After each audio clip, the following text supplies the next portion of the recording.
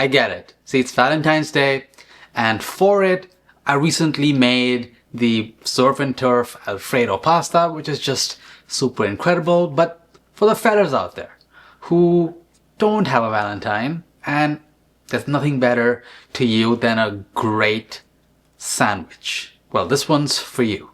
It all starts with a really simple honey mustard sauce, and I found this Dijon mustard, you can get it from Amazon actually, which is some of the best Dijon I've had. It doesn't have an uberly strong flavor, and it's just very nice.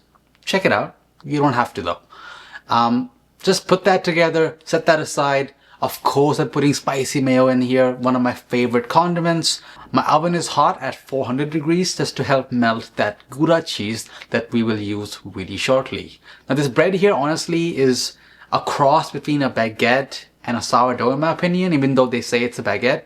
It's from a local bakery. It's one of my favorite loaves of bread. I'm gonna slice that whole thing right down the middle, and I'll just lightly toast it in the oven. Now it's ready for the first layer of the condiments. So I'm just gonna put some spicy mayo. You can pick what you want, but spicy aioli just goes so well here. Followed by roasted deli chicken. Now you can put roasted turkey, some garlic flavored chicken. You can even do roast beef if you want. And then for the cheese, I'm putting a smoked gouda with pieces of jalapeno in it.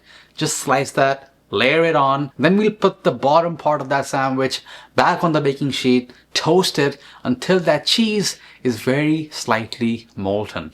And while that happens, layer up some pickles on the top part of the sandwich. And once the cheese is ready, layer on some crispy bacon. This here is maple flavored, and I love that about Canada. And I'll just go crazy with your toppings. I'm just putting some onions, some tomatoes. Make sure to season that with some salt and pepper before you top it with that sweet honey mustard.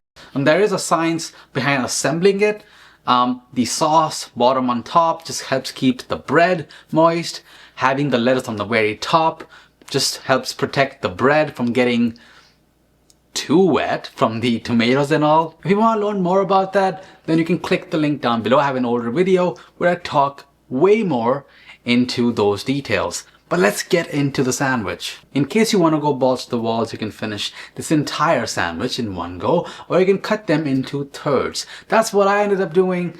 I stored the other two portions, and the next day I heated them on a pan and pressed it very slightly with a burger press, and that just gave it the ultimate crust on each side. As I toasted it, reheated it, and the sandwich just works fresh the next day or the day after.